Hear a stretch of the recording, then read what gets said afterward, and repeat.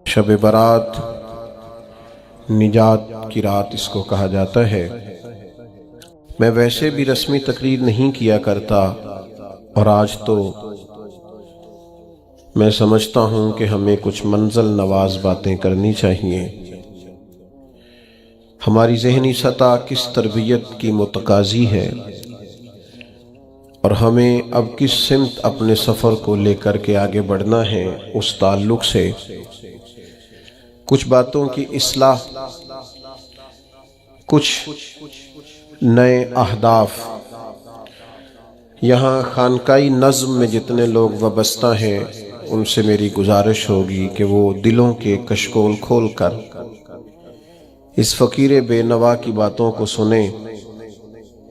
میں آپ کے سامنے درد دل رکھنے جا رہا ہوں۔ میں کچھ ایسی گزارشات کرنا چاہتا ہوں جو صرف اپنوں سے کی جا سکتی۔ میں جس طرح کا سفر اپنے احباب کے ساتھ کرنا چاہتا ہوں، اس کے تعلق سے کچھ اہم باتیں بڑا سوچ کر، بڑا سمجھ کر۔ اس طرح کبھی زمانہ ہوتا تھا نا خط لکھنے کا، تو جو لوگ خط لکھتے تھے نا، ٹیلی فون پہ تو لوگ فی البدی بول دیتے ہیں نا جو من میں آتا ہے، اور کچھ تھوڑے سے پرانے لوگ جانتے ہوں گے کہ جو لوگ خط لکھتے تھے وہ لکھتے تھے اور سمجھتے تھے کہ عبارت ٹھیک نہیں، پھر پھاڑ دیتے تھے، پھر نئے جملوں کے ساتھ، نئی حسن کے ساتھ نئی عبارت کو تشکیل دیا جاتا تھا، اور کئی دفعہ وہ بھی اس شخص کے قابل نہیں ہوتی تھی جسے وہ خط بھیجنا ہوتا تھا۔ تو سوچ کر، سمجھ کر، پرکھ کر کئی صفحات کو ضائع کر کے ایک مضمون تیار کیا جاتا تھا، اور وہ محبت نامہ اپنے بزرگوں کو، دوستوں کو، بھائیوں کو، عزیزوں کو روانہ کیا جاتا تھا۔ میں بھی آج ایک محبت نامہ آپ کی خدمت میں پیش کرنے جا رہا ہوں۔ قرآن مجید سے میں نے ایک آیہ کریمہ تلاوت کی ہے۔ اللہ کریم نے فرمایا وَمِنَ النَّاسِ مَن يَشْرِي نَفْسَهُ ابْتِغَاءَ مَرْضَاتِ اللَّهِ، فرمایا کوئی آدمی ہے جو اپنی جان ہی بیچ دیتا ہے، اپنی جان ہی بیچ دیتا ہے۔ کوئی شخص کس رستے میں بیچ دیتا ہے؟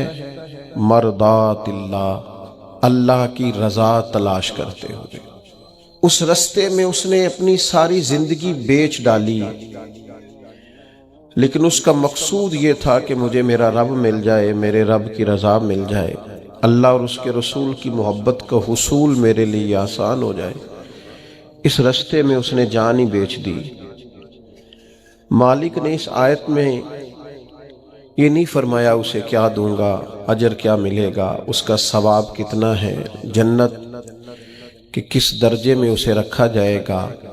فرمایا کوئی آدمی ہے، کچھ لوگ ہیں جو اپنی جان ہی بیچ دیتے ہیں اللہ کی رضا تلاش کرنے میں۔ تو نتیجہ ایک جملہ صرف بیان کیا، فرمایا واللہ رؤوف بالعباد، اللہ بھی پھر اپنے بندوں پر بڑا ہی مہربان۔ اس جملے نے بات کو اتنا کھول دیا ہے، اتنا واضح کر دیا ہے۔ فرمایا اگر تم نے میری خاطر، نبی پاک صلی اللہ علیہ وسلم نے ارشاد فرمایا جب شعبان کی 15ویں رات آئے تو رات کو بیدار رہا کرو اور صبح کو روزہ رکھا کرو۔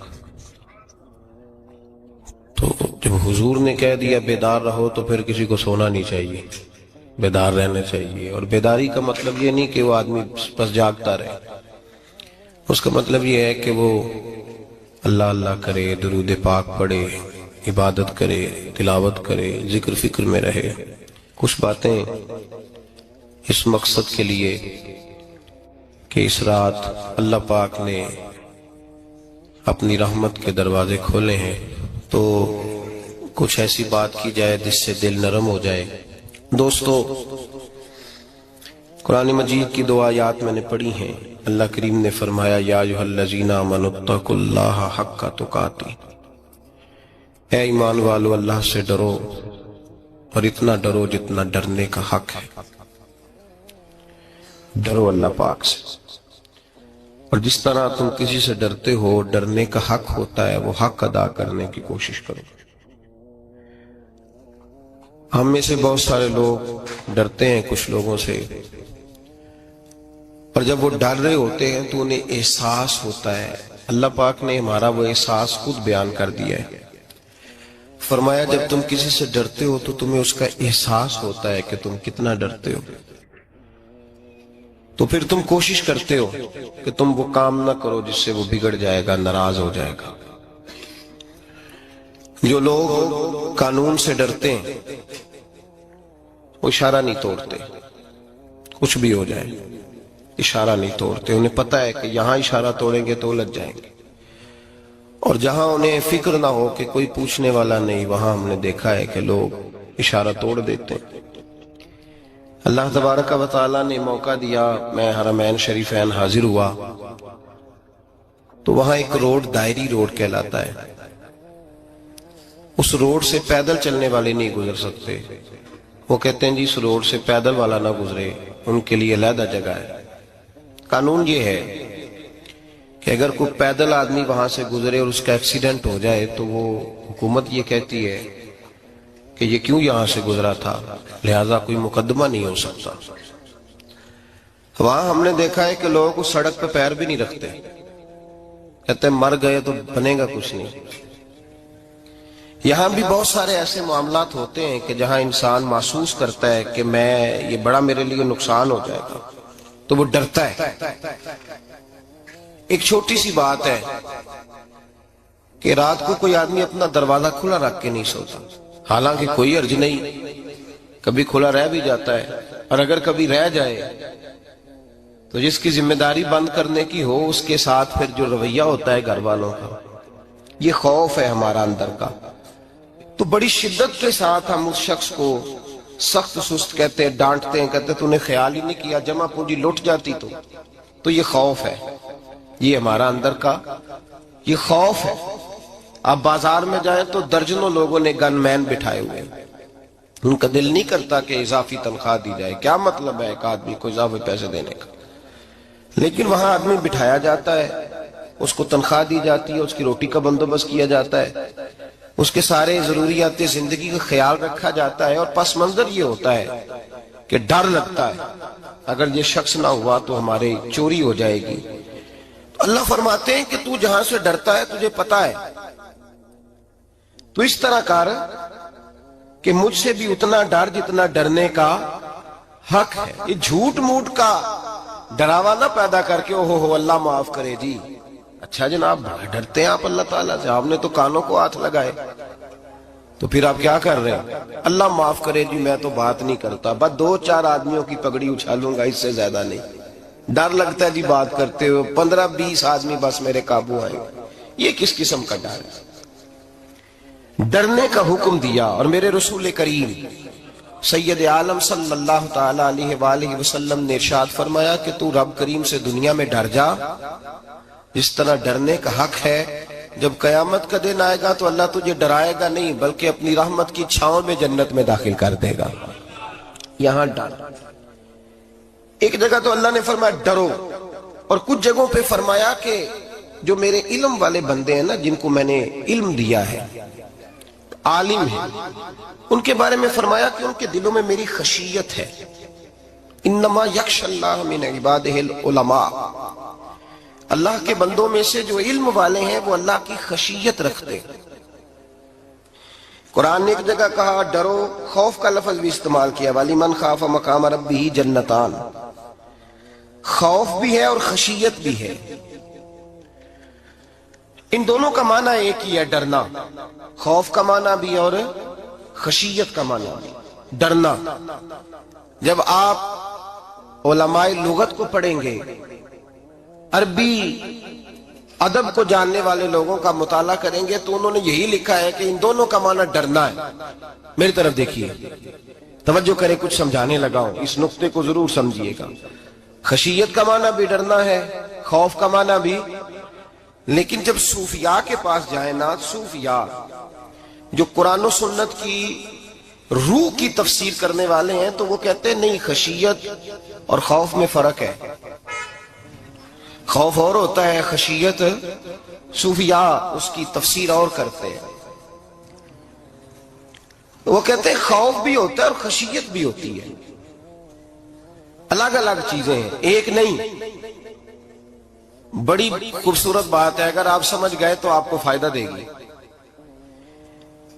صوفیاء یہ کہتے ہیں کہ بھائی خوف ہوتا ہے اپنے گناہوں کا، کہ میں نے یہ گناہ کیے ہیں، اگر اللہ نے مجھ سے پوچھا تو مجھے بڑا خوف آتا ہے مار پڑے گی، یہ خوف ہے۔ پھر سمجھ لیں، ایک آدمی نے حرام کا مال اکٹھا کیا ہے زندگی میں، معاذ اللہ اس نے بڑے پاپ کیے، گناہ کیے، شراب پی، بدکاری کی، معاذ اللہ تعالیٰ ثم معاذ اللہ۔ اب اسے ڈر لگ رہا ہے کہ اللہ تبارک و تعالیٰ نے پوچھا تو میں کیا جواب دوں گا، یہ خوف ہے۔ اور خشیت یہ ہے کہ ایک آدمی سارا دن نماز پڑھتا ہے، روزہ رکھتا ہے، عبادت کرتا ہے، اللہ کو یاد کرتا ہے، پھر بھی ڈرتا ہے، یہ خشیت ہے، یہ خشیت ہے۔ جو گناہوں سے ڈرے وہ خوف ہے، اور جو رب کی ناراضگی سے ڈرے وہ خشیت ہے۔ جو کہے یار میرا رب کہیں ناراض نہ ہو جائے، میرا رب کہیں مجھ سے۔ بڑی خوبصورت مثال دی، میں نے اپنے صاحب سے پوچھا کہ حضور یہ مسئلہ کیا ہے، تو فرمانے لگے ایک بادشاہ نے ایک غریب کی بیٹی اسے پسند آ گئی تھی، تو اس نے عزت کے ساتھ اس سے شادی کر لی، رشتہ بھیج کے وقار کے ساتھ۔ بیٹی کا باپ اپنی بیٹی کے مقدر پر رشک کرنے لگا کہ میری بیٹی کو بادشاہ نے پسند کیا ہے، بادشاہ کے شہزادے نے رشتہ بھیج دیا ہے۔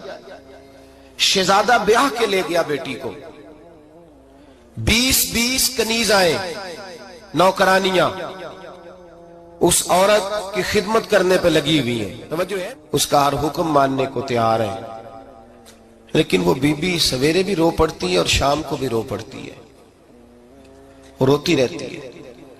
اس سے کسی نے پوچھ لیا کہ بی بی تو روتی کیوں ہے، 20 کنیزائیں ہیں، گھر میں سکون ہے، ہر شے ہے، تو روتی کیوں ہے؟ تو وہ کہنے لگی اصل بات یہ ہے کہ جو کچھ مجھے ملا ہے میں اس کے قابل نہیں تھی، تو میں ڈرتی ہوں میرا سائیں کہیں ناراض نہ ہو جائے، وہ ناراض نہ ہو جائے، میں قابل نہیں تھی، میری اوقات نہیں تھی۔ یہ من آنم کے من دانم، میں جو ہوں اس کا مجھے پتا تو ہے، اس نے میری حیثیت سے، میری اوقات سے، میرے ظرف سے، میری محنت سے بڑا بڑھ کے مجھے عطا کر دیا، میری چونکہ اوقات سے زیادہ دے دیا تو میں ڈرتی ہوں وہ ناراض نہ ہو جائے، کہیں میری یہ کھیل، یہ جو میں نے گھونسلہ بنایا ہے یہ کہیں میرا ٹوٹ نہ جائے۔ میرے بھائی، میرے رسول کریم سید عالم صلی اللہ علیہ وسلم کے امت کے اولیاء، صلحاء، صوفیاء، اتقیاء، صحابہ، اہل بیت، یہ لوگ جب روتے تھے تو یہ کوئی اس لیے نہیں روتے تھے کہ یہ آج دوپہر کو چینی میں ملاوٹ کر کے آئے ہیں تو اس لیے رو رہے ہیں رات کو، اس لیے نہیں روتے تھے کہ آج انہوں نے جو شکر بیچی ہے اس شکر کے اندر بورا ملایا ہوا تھا، اس لیے نہیں رو رہے کہ آج 10 15 20 لاکھ رشوت کا مال بینک میں جمع کر، اس لیے تھوڑی روتے تھے، یہ تو اس لیے روتے تھے کہ اللہ تو نے بڑا کچھ عطا کیا ہے، کہیں ہم سے ناراض نہ ہو جانا، یہ تو اس کی خشیت میں رو رہے تھے۔ حضرت داؤد طائی رحمت اللہ تعالی علیہ، حضرت امام جعفر صادق جو نبی پاک صلی اللہ علیہ وسلم کے نواسے، جناب داؤد طائی کی ملاقات ہوئی تو امام جعفر صادق حضور کے نواسے عرض کرنے لگے داؤد طائی یار میری بخشش کی دعا کرنا، رب مجھے معاف کر دے۔ تو حضرت داؤد طائی رحمت اللہ علیہ فرمان لگے امام صاحب آپ حضور کے نواسے ہیں، میں نے دعا کرنی ہے کہ آپ نے میرے لیے کرنی ہے؟ تو حضرت امام جعفر صادق رو پڑے، کہنے لگے یار تو نہیں کرنی ہے، اور اسی لیے تو تجھ سے دعا کرا رہا ہوں کہ کہیں ایسا نہ ہو نانا مصطفیٰ کی بارگاہ میں جاؤں تو وہ مجھے کہیں کہ میں کس طرح کا تھا تو کس طرح کا بن کے آیا ہے، یہی تو دعا کرانی ہے کہ میرے لیے دعا کر۔ جو جتنا بڑا ہوتا تھا نا اتنی زیادہ خشیت ہوتی ہے، اور گناہگار کے تو اللہ تبارک و تعالیٰ بعضوں کا سزا دیتا ہے، آنسو سلب ہو جاتے ہیں، اس کو تو اپنے گناہوں پہ رونا ہی نہیں آتا، وہ تو روتا ہے بچہ نہ ہو تب روتا ہے، وہ تو روتا ہے پیسے نہ ہو تب روتا ہے، وہ تو اس وقت روتا ہے جب اس کا مال چلا جائے، اس کو تو بعضوں کا گناہگار کو تو بعضوں کا سزا ملتی، اللہ فرماتے تو دنیا کے لیے روئے گا میرے لیے نہیں رو سکتا۔ اور جو رب کریم کے بندے ہوتے ہیں انہیں اللہ کہتا ہے تو دنیا سے بے نیاز ہے، تیری آنکھ سے آنسو جب بھی ٹپکے یا میرے لیے ٹپکنا چاہیے یا محمد مصطفیٰ کے لیے ٹپکنا چاہیے۔ آپ اگر اس بات کو تھوڑا سا غور کے ساتھ سمجھے تو تمام اولیاء صلحات کیا یہ رو رہے ہیں، تڑپ رہے ہیں، کیا اس کی وجہ تھی؟ نمازیں کم رہ گئی تھی، روزوں میں کمی تھی، فرائض ادا نہیں کرتے تھے کہ رویا کرتے تھے؟ کیوں روتے تھے؟ حضرت سیدنا عمر فاروق رضی اللہ تعالیٰ عنہ کے بارے میں صحابہ کہتے ہیں جناب عمر فاروق جب نماز پڑھاتے اتنا رویا کرتے تھے کہ 7ویں صف تک ان کے رونے کی آواز جایا کرتی، 7ویں صف تک ان کے رونے کی آواز جاتی۔ ہم لوگ بن کے بیٹھ گئے ہیں، ہم لوگ بن کے بیٹھ گئے، ہم یہ سمجھتے نہیں کہ ہماری حیثیت کیا تھی اور رب کریم نے ہمیں نوازا کیا ہے۔ آپ پڑھیے کتابیں، میرے رسول پاک صلی اللہ علیہ وسلم فرماتے ہیں میرا عمر جس گلی سے گزرے شیطان رستہ بدل جاتا ہے۔ نبی پاک فرماتے ہیں میرا عمر جب تک دنیا میں رہے گا دوزخ کو تالا لگا رہے گا۔ اس صاحب اسد الغابہ نے لکھا ہے نبی پاک صلی اللہ علیہ وسلم نے حضرت جبریل امین کو بلایا، فرمایا چل میرے عمر کی شان بیان کر۔ تو حضرت جبریل امین علیہ السلام عرض کرنے لگے یا رسول اللہ صلی اللہ علیہ وسلم 950 سال اگر اللہ مجھے عمر دے، 950 سال رب عمر دے اور پھر بھی میں عمر فاروق کے فضائل بیان کروں تو میں نہیں کر سکتا، عمر کی شان میں نہیں بیان کر سکتا، 950 سال بھی اگر میری عمر ہو۔ نبی پاک نے فرمایا پھر میرے ابو بکر کے بارے میں، عرض کی یا رسول اللہ ابو بکر کی تو بات اس سے بہت آگے کی ہے نا، وہ نبی پاک کتنی عظمت بیان کر رہے ہیں، کس قدر زیادہ رسول کریم صلی اللہ تعالی علیہ وآلہ وسلم ان کی عظمت بیان کرتے ہیں۔ حضرت عمر کیا کہتے ہیں، وہ لوگوں کو بتاتے پھرتے ہیں کہ تم نے دیکھا ہے نا میری کتنی عظمت ہے، وہ یہ نہیں کہتے۔ حضور فرماتے ہیں عمر کی بڑی شان بڑی شان بڑی شان، اور عمر کے پاس جب بھی کوئی جاتا ہے کہتے ہیں عمر آپ کا کیا مقام ہے، تو عمر فرماتے ہیں میں تو اونٹ چرانے والے کا بیٹا ہوں، میں تو اونٹ چرانے والے کا بیٹا ہوں، میں تو اونٹ چرایا کرتا تھا، میں تو 10 اونٹ نہیں سنبھال سکتا۔ حضرت فاروق اعظم رضی اللہ تعالیٰ عنہ سے کوئی پوچھتے جناب عمر آپ کا کیا حال ہے، تو آپ فرماتے یہ تو میرے مقدر ہے کہ میری بہن نے قرآن سنایا تو میں در رسول تک پہنچ گیا، ورنہ مجھے پوچھنے والا کوئی نہ ہوتا۔ کبھی جناب علی المرتضیٰ کا بازو پکڑ کے کہتے ہیں علی تو نہ ہوتا تو عمر ہلاک ہو جاتا۔ بھائی حضور شانیں بیان کرتے ہیں، نبی پاک کہتے ہیں میرے ابو بکر نے احسانات کیے، بڑے احسانات کیے، میں نے سب کا بدلہ چکا دیا، ابو بکر کا نہیں چکایا، اللہ کی بارگاہ میں عرض کروں گا یا اللہ تو ہی اسے بدلے دے۔ اور جناب ابو بکر صدیق سے کوئی پوچھتا ہے ابو بکر آپ کا کیا حال ہے، تو ابو بکر صدیق فرماتے ہیں مجھ سے میرے اندر کا عالم نہ پوچھو، اگر قیامت کے دن اعلان ہوا نا کہ سارے لوگ بخشے گئے ایک باقی بچا ہے تو مجھے ڈر لگتا ہے کہ اکیلا ابو بکر ہی بچ جائے گا جو نہیں بخشا جائے گا، مجھے ڈر آتا ہے۔ تو بھائی پن کے بیٹھ گئے لوگ، لوگوں کو پوچھ کر کے دیکھیں، کہتے ہیں کیا پاپ کیا ہے، کیا ہو گیا ہے؟ خشیت سے کانپتی ہوئی روحیں، تڑپتے ہوئے میرے رسول پاک کے غلام، اولیاء اللہ صوفیاء کرام کے رونگٹے کھڑے ہیں رب کریم کے خوف سے۔ جو جتنا مالک کو جانتا ہے اتنا کانپ رہا ہے، اتنا ڈر رہا ہے، جس کی آنکھوں سے آنسو خشک ہے مطلب یہ ہے یہ رب کو جانتا ہی نہیں، اسے کیا خبر اس کا جلال کتنا ہے، اسے کیا خبر اس کا عذاب کتنا ہے، تو کیا جانے ان بطش ربک لشدید، جب وہ پکڑتا ہے تو بڑا سخت پکڑتا ہے۔ حضرت عثمان غنی کو 3 دفعہ میرے نبی پاک نے فرمایا جنتی ہے، جنتی ہے، العثمان فی الجنہ، العثمان فی الجنہ، العثمان فی الجنہ، 3 دفعہ حضور نے جنت کی بشارت دی۔ میرے مصطفیٰ کریم نے فرمایا میرا عثمان گلی سے گزرے تو فرشتے بھی اس کی حیا کرتے ہیں۔ جناب عثمان غنی جن کو میرے نبی نے 2 بیٹیاں دے کے کہا عثمان میری 100 بیٹی بھی ہوتی، ایک کے بعد دوسری انتقال کرتی جاتی تو میں ساری تیرے نکاح میں دے دیتا، وہی حضرت عثمان غنی قبر پہ کھڑے ہیں حضور کے وصال کے بعد، ایک قبر پہ کھڑے، آنکھوں سے آنسو جاری ہے، داڑھی ساری آنسوؤں سے بھر گئی ہے، روتے ہی جاتے ہیں، روتے ہی جاتے ہیں۔ غلام کہتا عثمان یار رونا ہمیں چاہیے، رونا ہمیں چاہیے، جن کو کوئی بشارت نہیں اور آپ کو تو 3 بشارتیں، روتے کیوں ہو؟ جناب عثمان غنی فرمانے لگے جس مصطفیٰ نے مجھے جنت کی بشارت دی اسی رسول نے فرمایا تھا قبر آخرت کی منزلوں میں سے پہلی منزل ہے، آخرت کی منزلوں میں سے پہلی منزل۔ سوچتا ہوں اگر رب کریم نے عثمان سے حساب پوچھ لیا حساب کیسے دینا ہے؟ میرے مصطفیٰ کریم نے، یہ تو بات ہے نا جناب عمر کی، یہ تو بات ہے حضرت عمر کی، حضرت ابو بکر کی، جناب عثمان غنی کی، اور جس شیر خدا کے بارے میں نبی پاک نے فرمایا علی منی، वाना मिन अली, फरमाया अली और मैं दो नहीं, मैं अली हूं और अली मैं है। जिनको फरमाया मन कुन्तु मौला हूं वहादा अलीयुन मौला, जिसका मैं मौला उसका अली भी, जिस मौला अली शेर खुदा को ये दर्जा दिया। वलीउल मुर्तदा उठे हैं, नमाज का वुजू किया है, मुसल्ले की जानिब जाने लगे तो जनाब अली का वजूद थर थर कांपने लगा, थर थर छम छम आंसू बरसने लगे। हजरत सैयदना इमाम हसन आगे बढ़े, अब्बा जी क्या हुआ?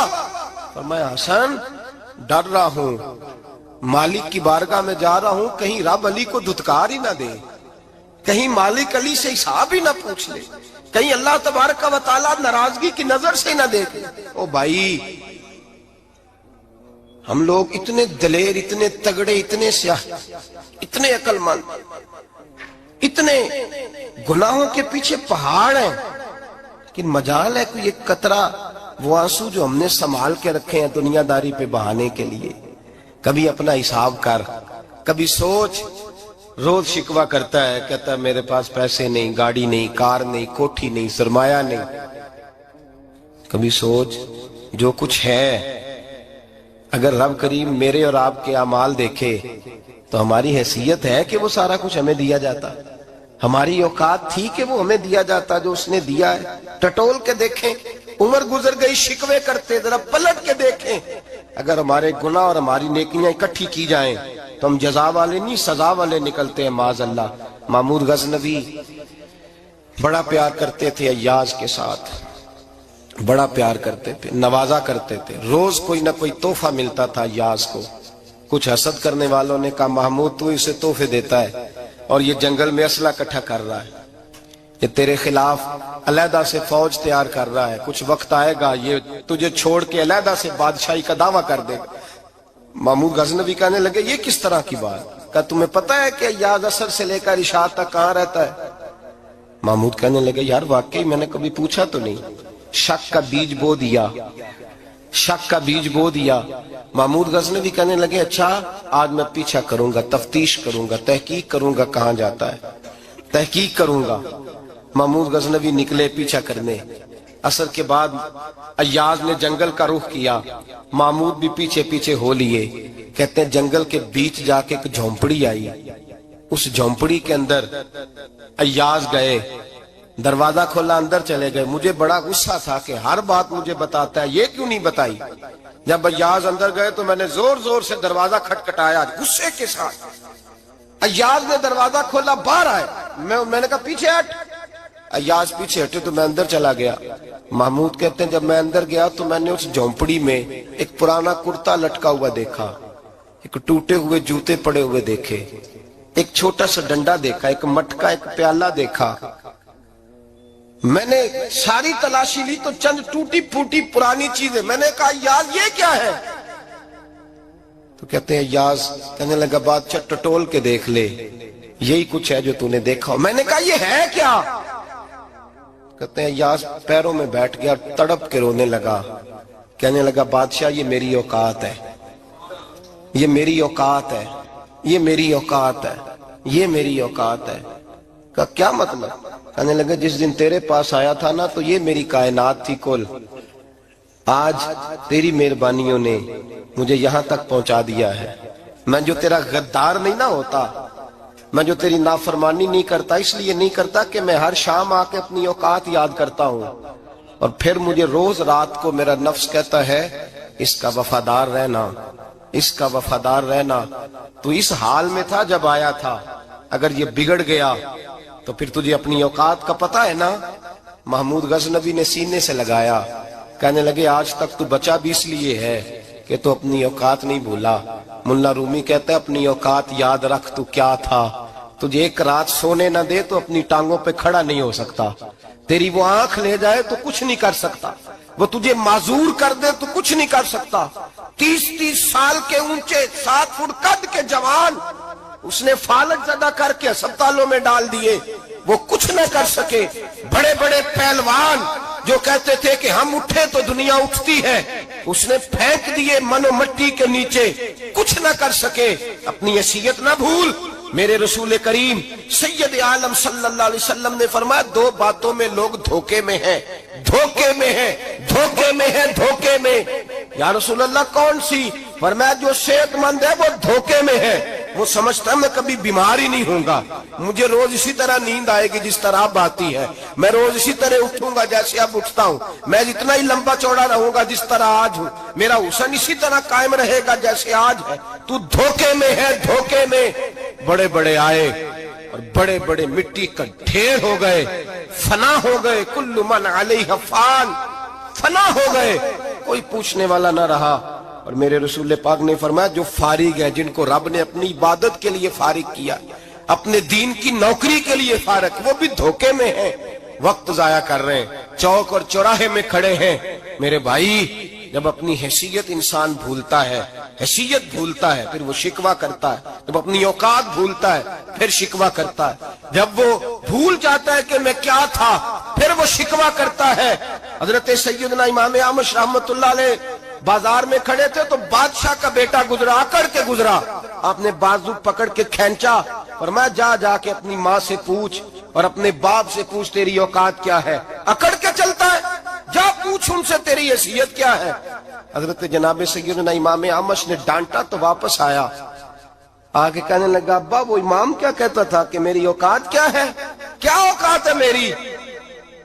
تو باپ اور ماں دونوں گھورنے لگے، کہنے لگے بیٹے ہمارے پاس دولت بھی تھی، گھر بھی تھا، مکان بھی تھا، جائیدادیں بھی تھی، بادشاہت بھی تھی، پر ہم دنیا کے دروازوں سے بھیک مانگ مانگ کے تھک گئے تھے۔ عرش کا مالک ایک بیٹا عطا نہیں کرتا تھا، ایک بیٹی نہیں دیتا تھا، تڑپ گئے تھے، روتے تھے، سسکتے تھے۔ پھر وہی امام احمد جنہوں نے آج تجھے گلی میں کھڑا کیا ہے اس کے دروازے پہ جا کے بیٹھ گئے، ہم نے کہا رب ناراض ہو گیا، دعا کرو ہم سے راضی ہو جائے، چلو زیادہ نہیں ایک لال ہی ہمیں دے دے۔ کہ امام احمد دعائیں کیا کرتے تھے تو تب اللہ پاک نے تو ہمیں عطا کیا تھا۔ تیری او بھائی اپنی حیثیت کا تو تعین کر، تو بڑھ بڑھ کے باتیں کرتا ہے، تو بڑا کھل کھل کے بولتا ہے، اپنی حیثیت کا تو تعین کرنا، ذرا اندازہ تو کرنا کہ تو کون تھا، کہاں سے آیا ہے، تیری اوقات کیا ہے۔ یہاں لوگ ایک منٹ میں آگے نکل جاتے، پلٹ کے دیکھ تو صحیح۔ اور میرے بھائی جو بڑے لوگ تھے وہ تڑپا کرتے تھے۔ حضرت فضیل بن عیاض رحمت اللہ علیہ فرماتے ہیں بغداد میں بارش نہیں ہوتی تھی، قحط پڑ گیا، جانور پیاس سے مرنے لگے، جوان بچے بوڑھے نڈھال ہونے لگے۔ فرماتے ہیں میں بھی نکلا، سفیان ثوری بھی نکلے، اور بھی کئی صوفیاء میدان میں نکلے، دعائیں مانگی پر بارش نہیں ہوتی تھی۔ فرماتے ایک جھونپڑی سے ایک سفید بالوں والا اور گندمی رنگ والا ایک بوڑھا غلام نکلا جو کسی کا ملازم تھا، باہر آیا جھونپڑی سے، ہم اسے دیکھ رہے تھے وہ ہمیں دیکھ نہیں رہا تھا۔ فرماتے ہیں اس کے چہرے پر عبادت کے نشان تھے، دور سے اس کا چہرہ دیکھتے لگتا تھا کوئی رب کریم کا بندہ ہے۔ فرماتے ہیں ہم اسے اللہ کا ولی جانتے تھے۔ اس نے دعا مانگی کہ تو لفظ پتہ کیا ہے دعا کے؟ ہاتھ اٹھا کے کہنے لگا مولا مجھے پتا ہے یہ جو بارش نہیں نہ ہو رہی ہے میری وجہ سے نہیں ہو رہی، میرے گناہوں کی بڑی لمبی فہرست ہے، بڑی لمبی لائن ہے۔ کہنے لگا اے اللہ میری اکیلے کی وجہ سے سارے بغداد کو سزا تو نہ دے، رب کریم جوان بھوکے، بچے بھوکے، مائیں ترس گئیں، بچے ترس گئے، جانور پانی کے قطرے، اللہ گناہ تو میرے اکیلے کے ہیں اور ان سب کو سزا کیوں دیتا ہے؟ نہ میری سزا سب کو تو نہ دے، میری سزا صرف مجھے دے، ان کو نہ دے۔ کہتے ہیں ابھی اس کے ہاتھ اٹھے ہوئے تھے، دعا بول رہا تھا، رب کریم نے فوراً بارش عطا فرما دی۔ فرماتے ہیں کھل کے بارش برسی۔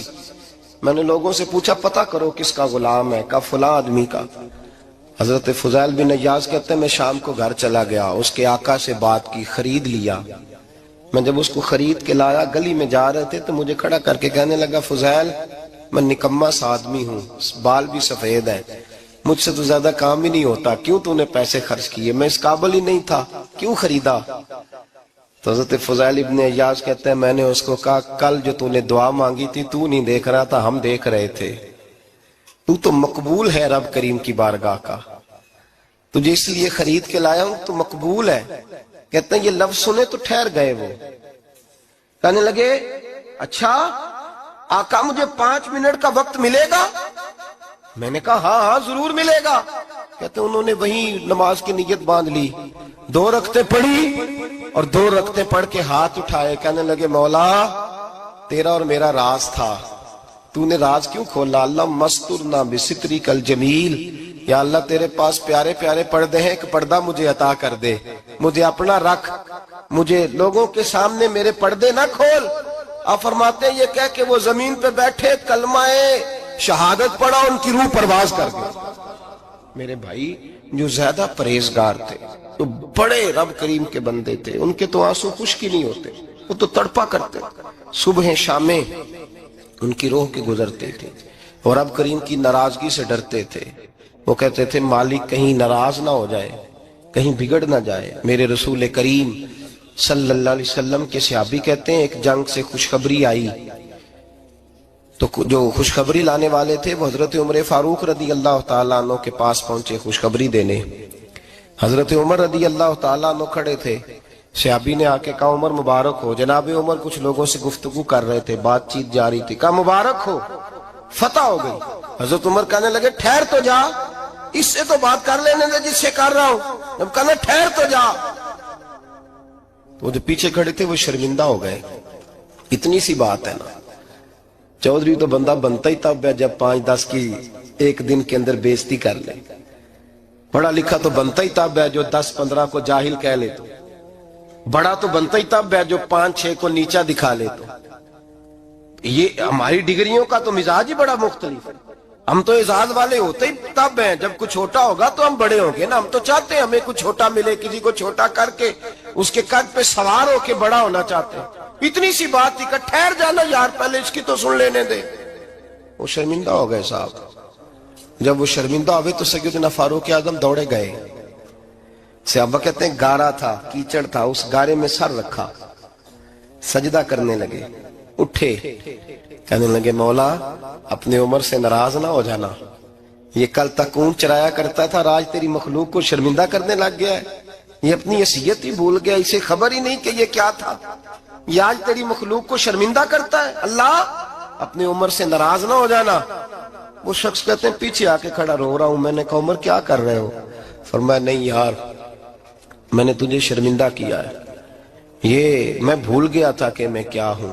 بھائی اپنی حیثیت کا تعین کریں، آؤ آج اپنی حیثیت کا تعین کریں، دیکھیں ہم کہاں تھے، کہاں بیٹھے، پلٹ کے دیکھیں کیا تھے، ہم کیا ہیں، راتیں کہاں گزرتی ہیں، صبح کہاں بیتتی ہیں۔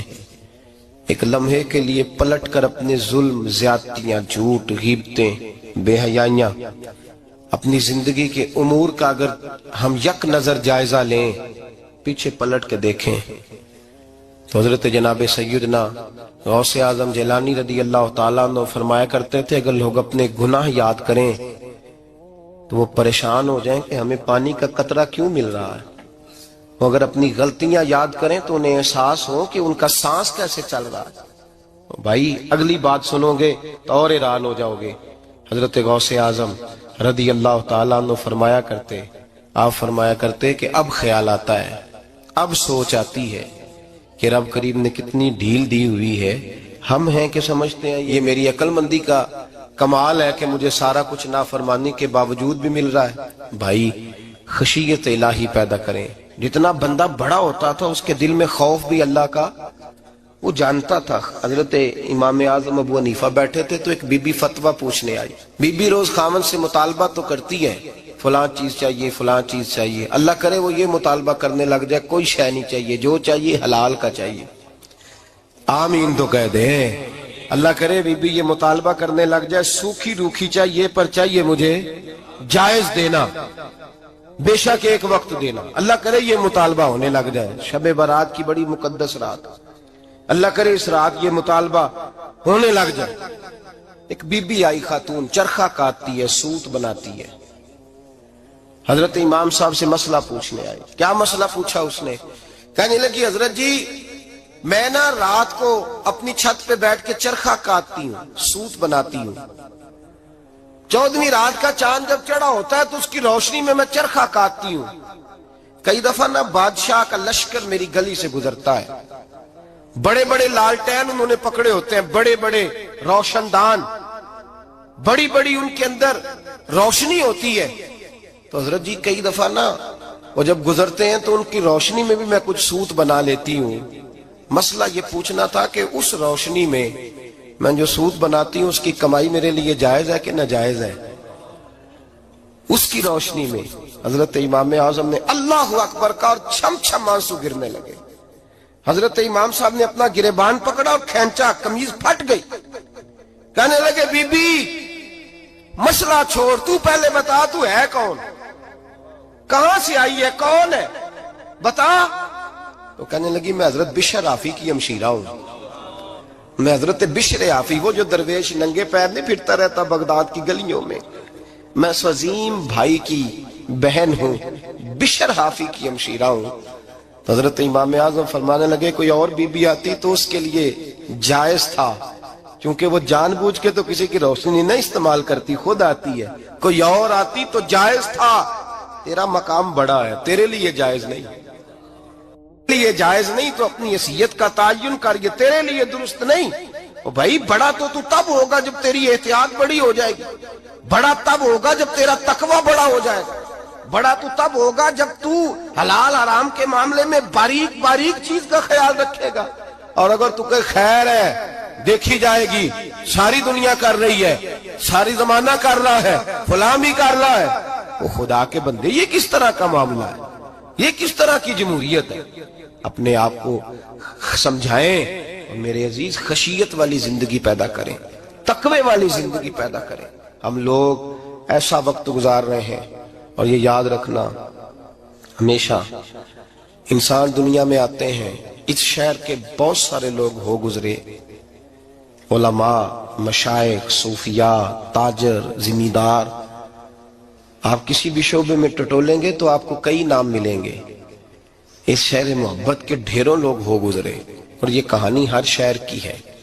آج میں اور آپ یہاں بستے ہیں، کچھ وقت کے بعد ہم داستان ہوں گے. امام شافعی رحمت اللہ علیہ فرماتے ہیں میں ایک شہر سے گزر رہا تھا تو میرے پیر کو ٹھوکر لگی، میں نے زمین کھودی تو ایک کھوپڑی نکلی، کھوپڑی نکلی تو اس کے اوپر تاج بھی تھا. فرماتے میں نے شہر کے لوگوں سے پوچھا یہ کیا ہے، تو کہنے لگے یہ بادشاہوں کا قبرستان ہے، اس میں غریب دفن تو نہیں ہو سکتا تھا، دفن تو بادشاہوں کا خاندان ہے. لیکن افسوس کی بات یہ ہے کہ یہاں مٹی ڈالنے کوئی نہیں آتا، اب یہ سیدھی سڑک بن گیا. بھائی کبھی پلٹ کے دیکھ، ہزاروں لوگ آئے، اس روڈ سے کروڑوں لوگ گزرے اور منزل کو چلے گئے، لوگوں نے یاد نہیں رکھا.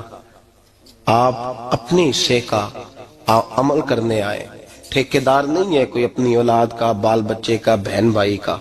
حق ضرور ہے، ان کے لیے محنت ضرور کرے گا، لیکن اس کو یہ اجازت نہیں ہے کہ وہ کہے کہ میں اب بڑا ذمہ دار ہوں تو میں نے 20 کروڑ بینک بھر کے جانا ہے. حضرت عمر بن عبدالعزیز رحمت اللہ تعالیٰ علیہ کے انتقال کا وقت آیا تو اپنے بیٹوں کو بلایا، فرمانے لگے بیٹو تمہارا باپ بزدل تھا، تمہارے لیے کچھ کر نہیں سکا.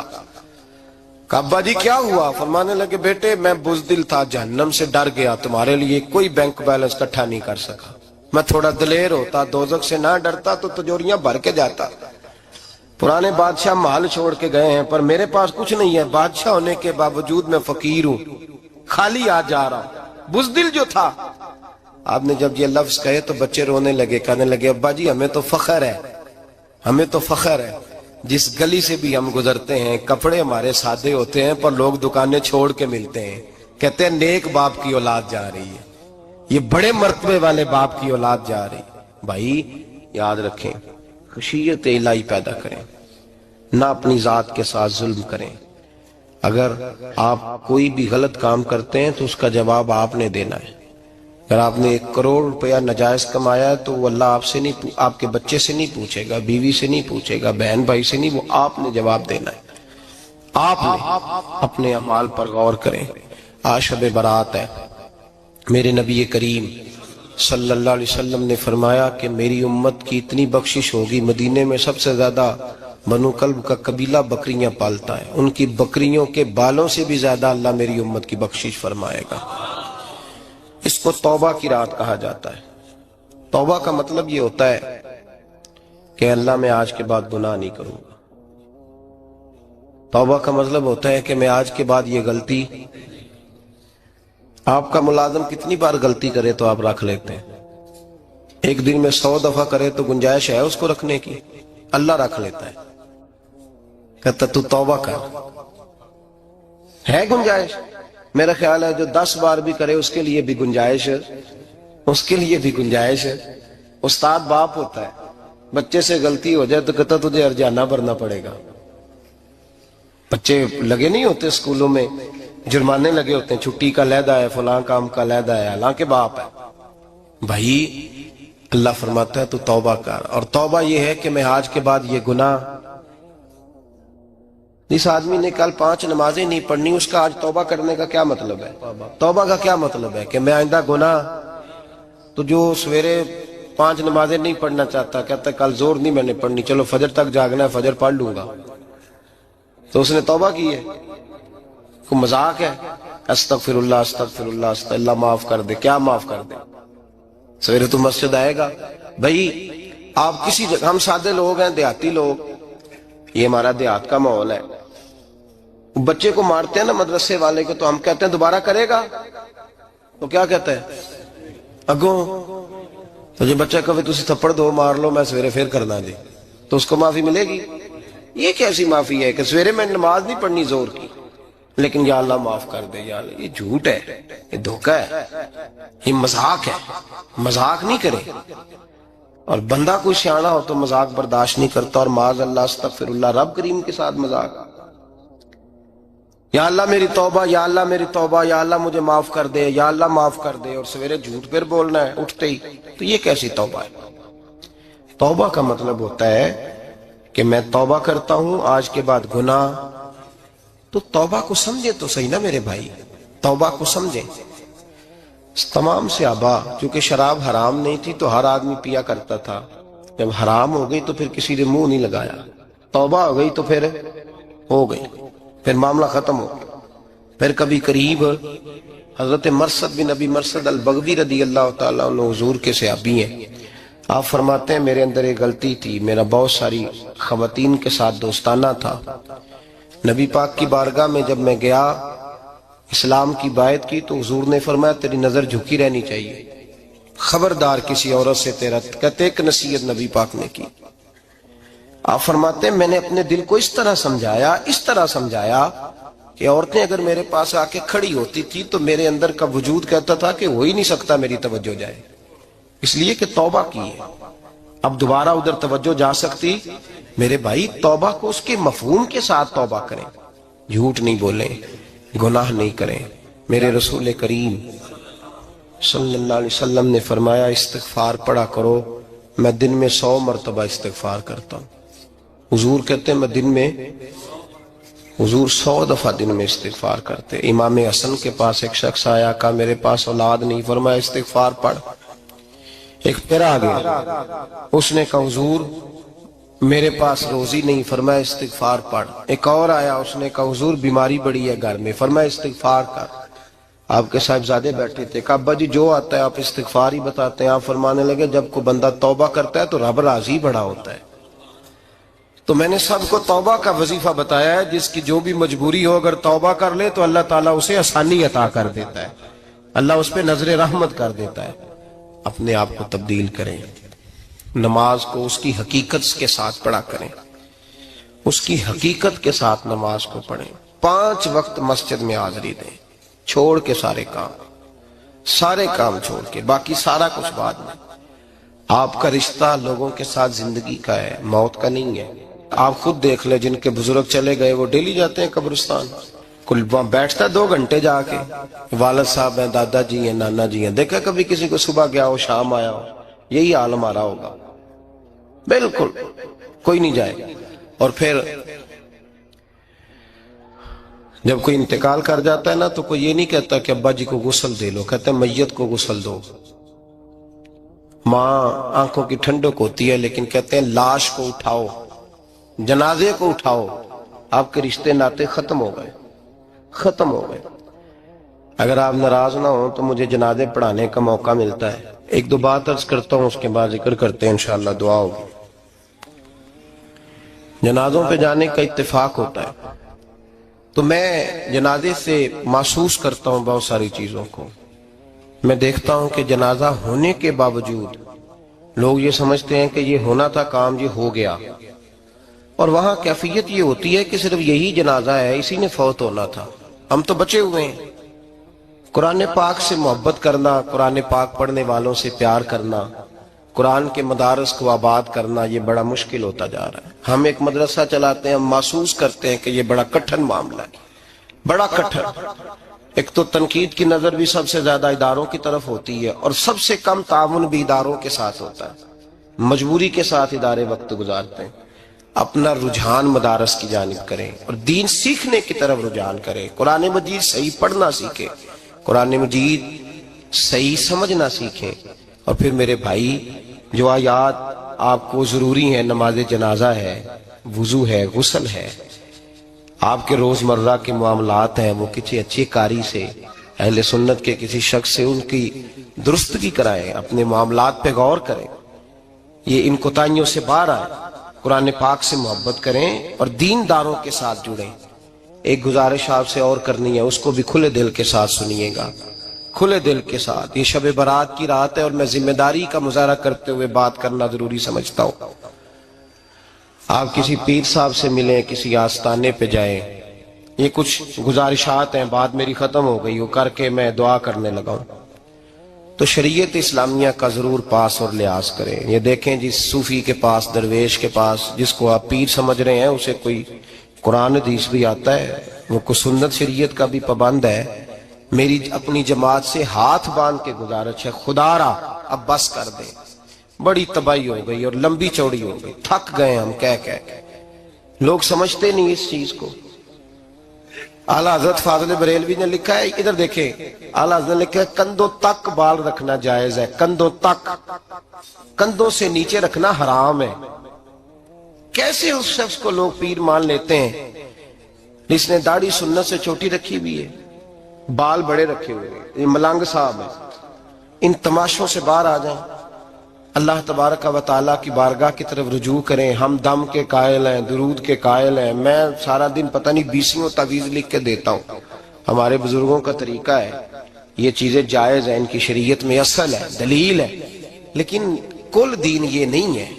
اپنے آپ کو بچائیں اور علم کی طرف رجوع کریں، تقوی کی طرف رجوع کریں. ان ظالموں سے، بہروپیوں سے اپنے آپ کو بچائیں.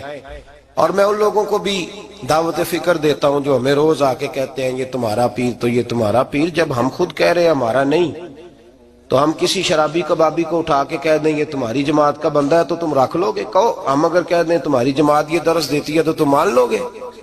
یہ کیا بات ہوئی؟ اگر کسی جماعت کا کوئی شخص غلط ہے، اور ہم درباروں والے نہیں، ہم تو مسجدوں والے لوگ ہیں.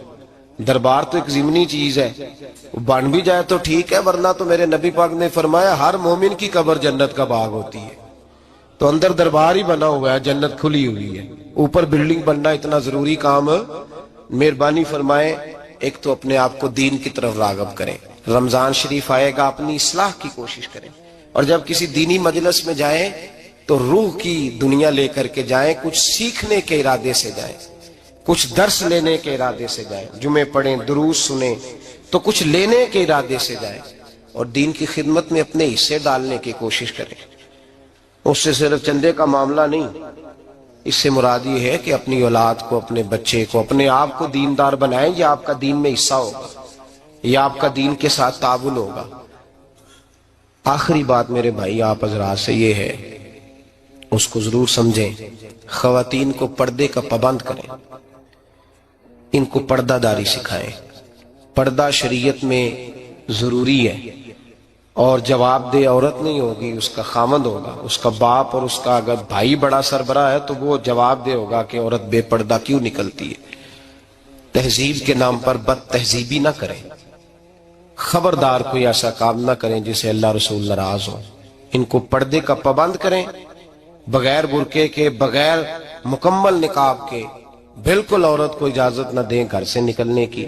سختی کریں اور ان کو سمجھائیں کہ ہمارا تعلق یورپ کے ساتھ نہیں، ہمارا تعلق خاتون جنت حضرت فاطمہ الزہرا کے ساتھ ہے. ان کو پابند کریں. اور یہ میں ذمہ داری سے بات کہہ رہا ہوں، مرد ذمہ دار ہے اگر اس کی عورت باپردہ نہیں ہے، وہ ذمہ دار ہے اور اللہ کی بارگاہ میں اس کی کوئی بات قابل قبول نہیں ہوگی. اور شب برات کی رات اتنے لوگ گواہ ہیں کہ یہ پیغام آپ کو پہنچایا گیا، آپ کو پہنچایا گیا، آسمان زمین اور ہوا گواہ ہے کہ ہمیں یہ بات پہنچائی گئی کہ ہمیں ان کو پردہ کرانا ہے. ذکر ہوگا. ذکر کیا ہے؟ ذکر ہے اللہ کو یاد کرنا. اور میرے نبی پاک صلی اللہ علیہ وسلم نے ایک حدیث میں فرمایا، رب کا ذکر اس طرح کرو کہ لوگ تمہیں دیوانہ سمجھیں. یہ لوگ باتیں کرتے ہیں تو کھول کھول کے، اللہ کے ذکر کی باری آتی ہے تو تھک سے جاتے ہیں. تھک کے ذکر نہیں کریں. ذکر کریں تو پوری دل جمی کے ساتھ، سرور کے ساتھ، کیف کے ساتھ. اور آج کر کے تو دیکھیں بھلا ذکر میں ہوتا کیا ہے، یہ لذت کیا ہے، یہ کیف کیا ہے. میرے بچے چھوٹے مجھ سے کہتے ہیں ذکر لمبا کرایا کریں. بیٹا اکثر مجھے کہتا ہے ذکر جو ہے نا وہ جب آپ بڑا لطف آتا ہے ذکر میں. ذکر تو ایک کیفیت ہے، لگ جائے تو اس کا ایک اپنا ذائقہ ہے. تو ذکر کریں اللہ کا، درود شریف پڑھیں. دعا کیا ہے؟ آج لائٹ کو بند کر کے جب ہمارے ہاں ذکر ہوتا ہے، دعا ہوتی ہے، تو ہمارے بزرگ یہ کہتے ہیں ہم ثابت یہ کرنا چاہتے ہیں کہ ہم مجمع میں نہیں بیٹھے، یا اللہ تیری بارگاہ میں بیٹھے، ہمیں تو ساتھ والا دیکھ نہیں پا رہا. دعا مانگے اور اللہ سے مانگے تو کھول کے مانگے. اور آج اگر ہو سکے نا تو کوئی ایک آدھ قطرہ گرا ہی دے. میرے نبی پاک نے فرمایا محفل میں چند لوگ بھی رو پڑے تو سب کا کام بن جاتا ہے. آپ میں سے کوئی نیک آدمی ایسا ہوگا تو ہمارے جیسے کئی گناہگاروں کو ساتھ اللہ اس پہ فضل فرمائے گا. یہاں ذکر کے بعد دعا ہوگی، دعا کے بعد پھر سلام ہوگا، پھر ایک دفعہ آخر میں دعا ہوگی. پھر آپ کو کچھ وقت دیا جائے گا انفرادی طور پہ نفل ادا کرنے کا. 4 6 نفل پڑھ کے نئے سرے سے تازے ہو کے آپ حضرات تشریف لائیں گے. اور پھر انشاءاللہ تعالی یہاں لنگر کا بندوبست ہوگا. آپ حضرات کے لیے ماں حضر جو کچھ ہے آپ کو پیش کیا جائے گا. کوشش کریں روزہ رہ ہی جائے صبح کا. ویسے بھی پریکٹس ہوگی رمضان کی، اور شعبان میں زیادہ روزے رکھنا میرے نبی پاک کی سنت بھی ہے. اس لیے ضرور کوشش کریں کہ سحری کا بندوبست ہے تو آپ روزہ رکھیں تاکہ آپ کے لیے آسانی ہو جائے. اللہ تبارک و تعالی ہماری اس حاضری کو اپنی بارگاہ میں مقبول فرمائے. اپنے کلمات کہے. رب کریم کی قسم میرے پاس لفظ نہیں کہ میں آپ کی خدمت میں ان کیفیات کو بیان کر سکوں جو آپ کے بیان میں لطف تھا، جو لفظ تھے، جو جملے تھے، جو کلمات تھے، جو سلاست تھی، جو روانگی تھی، جو حسن بیان تھا، جو ندرت بیان تھا، وہ دنیا سے جدا گانا تھا. مولا اس آواز کو سلامت رکھے. اور دوسری بات یہ ہے کہ اللہ تعالیٰ صحت و عافیت والی زندگی عطا فرمائے. آپ نے علامہ سمر عباس صاحب کی زبان سے اشارتاً اور کنایتاً اپنے احوال کو جاننے کی کوشش کی. 2 باتیں مختصر، جسٹ 2 منٹ. 2 منٹ میں ایک بات آپ کی خدمت میں کہنا چاہتا ہوں. انہوں نے اشارتاً بات کی ہے، میں ذرا کھلی بات کرنے کا. آپ کے شہر ٹوبہ ٹیک سندھ میں سنیت کا تشخص ختم کیا جا رہا ہے. وہ تشخص، وہ امتیاز، وہ عظمت جو امام احمد رضا نے اہل سنت کو عطا کی تھی، ٹوبہ ٹیک سنگھ میں اس تشخص کو مٹھایا جا رہا ہے. احمد رضا کے ماننے والے ہوں یا دیوبندی ہوں یا وہابی غیر مقلد ہوں، یہ اہل تشیع ہوں، سب ایک جگہ پر بیٹھ گئے ہیں. بیٹھ نہیں گئے، متحد ہو گئے ہیں. متحد نہیں، یکجان ہو گئے ہیں. ان کا اٹھنا بیٹھنا، کھانا پینا، چلنا پھرنا، بلکہ وہ لوگ جو صدیوں سے عظمت مصطفیٰ کے منکر اور مقام مصطفیٰ کے انکاری ہیں، اور جو میلاد مصطفیٰ پر شرک کے فتوے لگاتے ہیں، انہیں ساتھ لے جا کر محفل میلاد میں خطابات کروائے جاتے ہیں. جی بالکل، جی بالکل.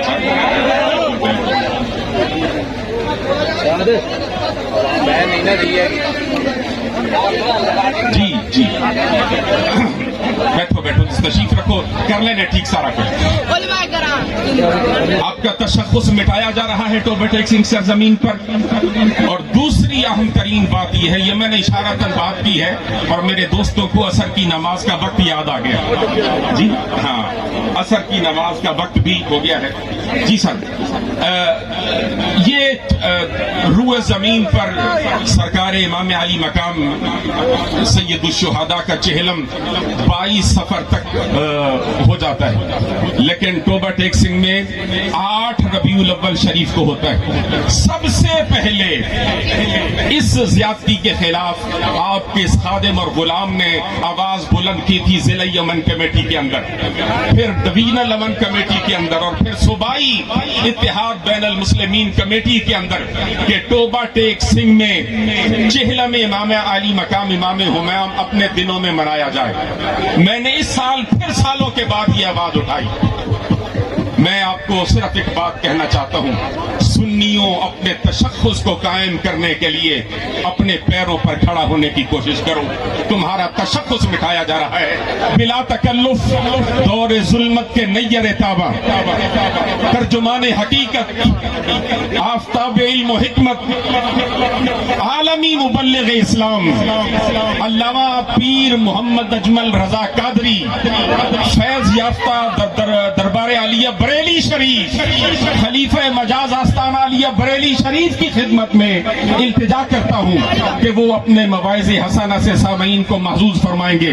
نعرہ تکبیر، جوش ایمانی سے، ولولہ ایمانی سے جواب آئے، سٹیج پر آواز نہیں آئی، نعرہ تکبیر، آواز نہیں آئی، نعرہ تکبیر، نعرہ رسالت، نعرہ رسالت، علماء اہل سنت، فیض رضا، عشق و محبت، عشق و محبت، عشق و محبت، عشق و محبت۔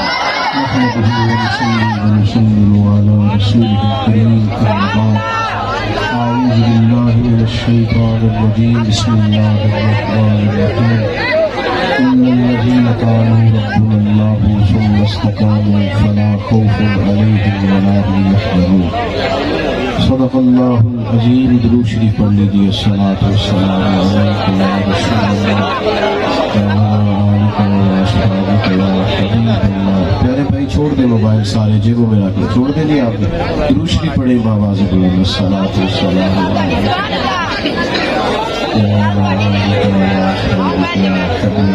حمد و ثنا کے بعد ہمارے مقتدر علماء سے آپ نے پروگرام، آپ ضرور بات کو مانیں گے۔ اللہ تعالیٰ جزائے خیر عطا فرمائے، رحمتوں سے مالا مال فرمائے۔ ہوگی، طلباء کی دستار بندی ہوگی، مدرسہ سے فارغ ہونے والے طلباء اور سیکورٹی کے ہمارے دوست احباب جو ہیں